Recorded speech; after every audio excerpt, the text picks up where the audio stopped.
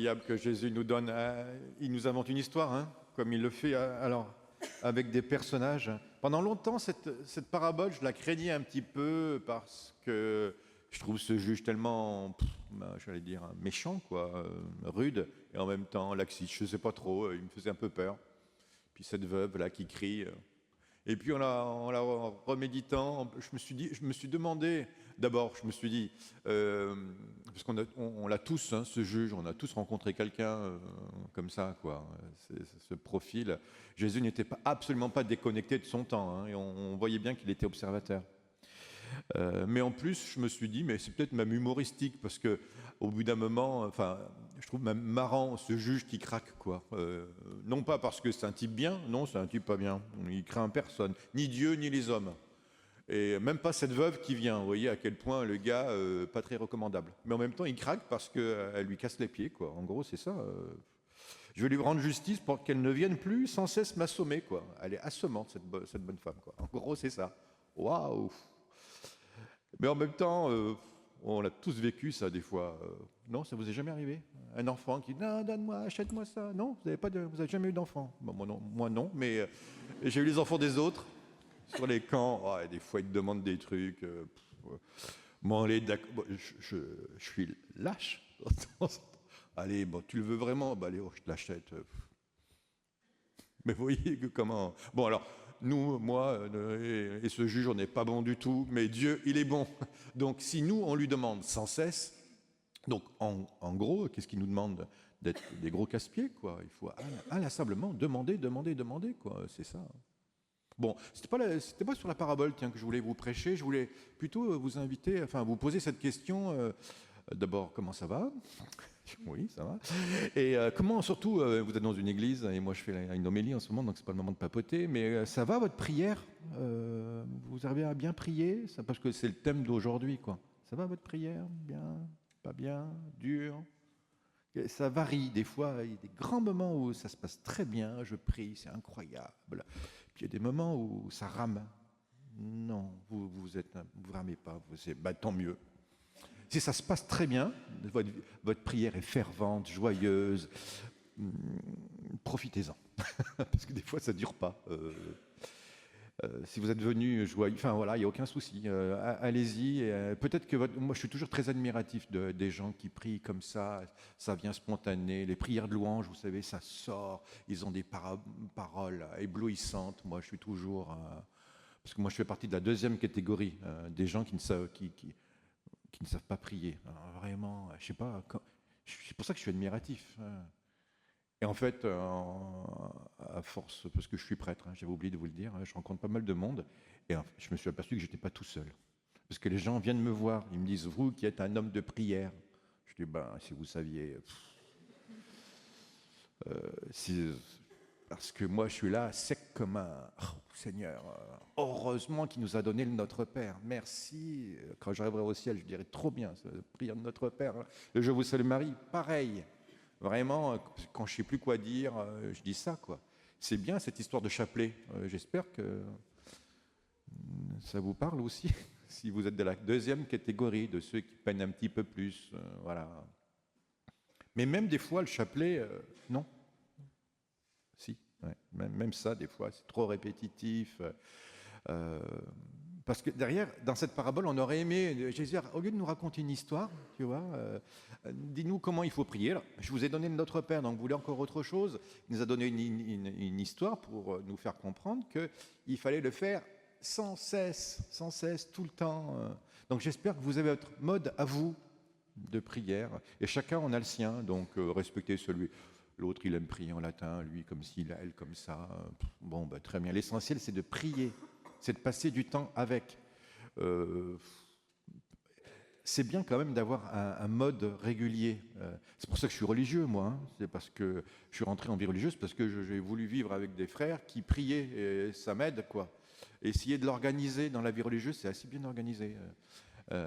Mais vous, le matin peut-être, hop, en vous levant, un signe de croix, voilà, chaque fois, ou le soir avant de vous endormir, vous avez votre coin prière. Vous avez tous trouvé votre moyen Avant, c'était le petit livre de prière. Maintenant, avec les applications, il y a tout ça, il paraît. C'est bien, ça vous aide? Non? Oui? Enfin, essayez.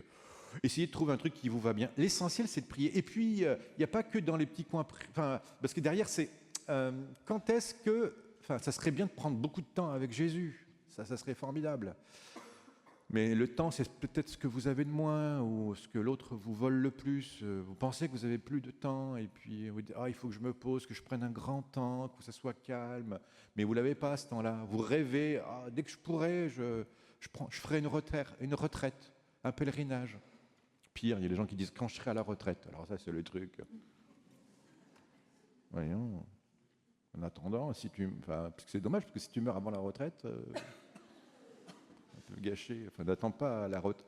Et les gens qui sont à la retraite, ils disent on est très pris par les petits-enfants. Bref, bon, bah alors, ça n'avait pas le coup d'attendre la retraite. Hein.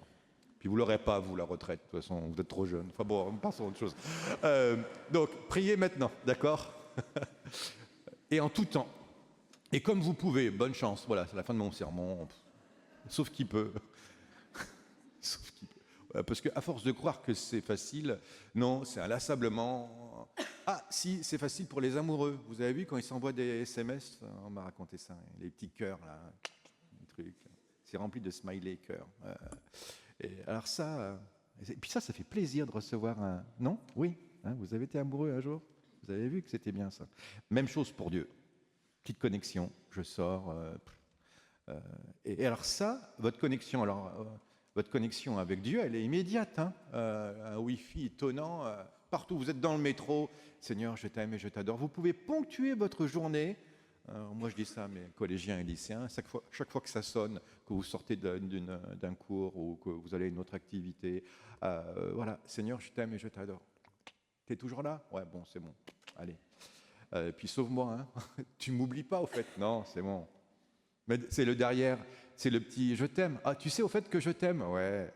Mais ça fait toujours plaisir hein, de se l'entendre et de le dire, faire les cadeaux et se l'entendre dire. Dieu qui vient à chaque messe vous dire ah, au fait, tu sais que je suis mort et ressuscité pour toi? Oui, je savais. Oh, pas la première fois que je vais à la messe, hein. Mais c'est vrai, c'est chouette. Merci. Non, c'est quand même délicieux d'être chrétien catholique, pratiquant, vous ne trouvez pas? Qu'on le veuille ou non. Pourquoi tu vas à la messe? Non pas parce qu'il faut aller à la messe, et quand l'Église me dit que gna gna gna gna gna. Non, j'y vais parce que j'en ai archi besoin. J'ai besoin de réentendre l'essentiel, qu'il y a une vie après la mort, et que c'est une vie éternelle en Dieu, et que j'y ai une place, malgré mon caractère de pécheur total. Malgré ça, Dieu est venu me sauver. Ça fait du bien dans ce monde un peu, l'automne, là, l'hiver, avec toute l'actualité, c'est pas... Ah, une bouffée d'espérance. Chouette, Dieu m'aime. Et même, des fois c'est le plus incroyable, parce que vous veniez à la messe pour ça, en fait vous arrivez, vous asseyez, et là vous tombez sur le père Jean-Marie Luc. Mince, le remplaçant. Oui, parce que je prêche une fois par an, donc...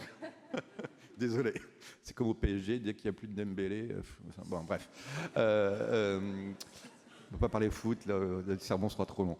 Mais, eh bien alors, même là, ce sermon m'énerve. Seigneur, je t'aime. J'ai passé mon sermon à prier. Merci, merci. Parce qu'au moins, ça, c'est efficace, quoi. Il n'y a pas de moment où je ne peux pas, quoi. Je me tiens en sa présence. Et même si vous n'arrivez même plus à prier, il arrivera peut-être même un moment où vous n'arriverez plus. Quand vous êtes, ça vous est peut-être arrivé, hein, quand vous étiez très malade, sur un lit d'hôpital, vous n'arrivez même plus à dire quoi que ce soit. Et là, votre pauvreté même fait que... D'ailleurs, c'est quoi prier? Est-ce que prier, c'est dire des choses à Dieu ou faire des choses pour Dieu? Est-ce que ça ne serait pas aussi de temps en temps s'arrêter, bon, et puis le laisser parler, quoi, le laisser faire? Il a peut-être quelque chose à vous dire, ou rien. Et si simplement il voulait vous aimer, et s'il vous aimait, et si c'était ça dont vous aviez besoin? Moi, je sais que j'ai passé toute mon année de seconde comme ça. C'était un peu tristoun. Tous mes copains sortaient tôt, et moi, j'avais 20 minutes pour attendre mon quart tous les soirs. Et j'ai pris l'habitude d'aller dans l'église, devant le tabernacle, et je lui racontais ma journée. Je faisais oraison sans savoir, mais bon, c'était ça, quoi. Je le regardais, il me regardait. Oui, c'est quand même pas bien compliqué. Hein. Mais quand le pape, à l'époque c'était Jean-Paul II, est passé, je lui ai dit, tu sais, c'est incroyable, ce pape, il faudrait plein de prêtres pour ton église. Il a trouvé le moyen pour me répondre. Et il m'a dit, et toi? Vous voyez où je suis en ce moment, alors que je devrais être avec vous, en train d'écouter l'homélie. Méfiez-vous de votre prière. Je vous dis ça, c'est pour ceux qui n'ont pas encore commencé, surtout. Hein, attention à ce que vous demandez. Alors, c'est quoi une vraie prière chrétienne? Tu as le droit de dire tout ce que tu veux. Vas-y. Mais tu termines comme une bonne prière chrétienne. Donc, ça doit se terminer, mais que ta volonté soit faite. Donc, si tu lui demandes de gagner au loto, tu demandes de la gloire sur cette terre, d'être très riche, je sais pas, est-ce qu'il va vraiment t'exaucer? J'en sais rien, peut-être. Hein. Mais si tu as dit que ta volonté soit faite, il te fera gagner, mais d'une autre manière, tu vois. Il te fera riche, peut-être en étant très pauvre. Mais vous avez le droit de dire, Seigneur, j'ai le droit d'être... j'ai aucun droit. Mais donne-moi la grâce de pouvoir... quoi? Donne-moi la paix, c'était l'évangile d'hier, je crois bien, mais ça peut être aussi de moi ce dont j'ai besoin, parce que je ne le sais pas. Surtout, donne-moi la grâce de pouvoir rester avec toi dès maintenant, et puis jusqu'au ciel. Seigneur, je t'aime et je t'adore, tout simplement. Bon, c'est pas compliqué, mais ça fait du bien. Vous avez bien fait de venir à cette messe, à vous asseoir là. Je raconte toujours ça à mes ados, moi.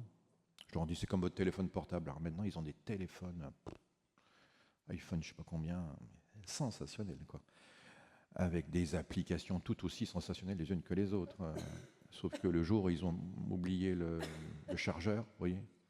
Moi, ça m'arrive en ce moment parce que ma batterie, elle est foutue. Il se décharge tout le temps. Je suis mal parce que... nous, on est un peu pareil. On est des gens très bien, très équipés, mais batterie zéro. Et donc, concrètement, inutile, quoi. Un téléphone pas chargé, à quoi ça sert, quoi? Vraiment, à caler l'armoire, quoi. Par ça, c'est dommage. Un trésor de technologie qui sert à rien, quoi. Avec tout ce qui est nécessaire dedans, mais j'y ai plus accès. C'est pour ça qu'il faut recharger. Là, en vous asseyant sur... C'est les chaises de Sainte-Cécile. Chaque fois que je les vois, je pense à ça. C'est des trucs qui rechargent. Elles sont... Ouais, venez vérifier. Vous dites à vos amis, c'est incroyable dans cette paroisse, la technologie de dingue. Hein. Tu t'assois sur la chaise de l'église, surtout les chaises qui sont proches là-bas, proche du terrain. Va essayer, hein. Vas-y tous. Reste-y une demi-heure, 3/4 d'heure, tu ressortiras mieux. Tu verras, rechargé, avec tout ce que ça implique, parce que dès que tu es rechargé, les messages arrivent après. Ouais, fais ça, d'accord, bon, merci. Ils vous remercieront, vos amis. C'est si simple. Venez recharger vos batteries. Allez, on prie les uns pour les autres, d'accord?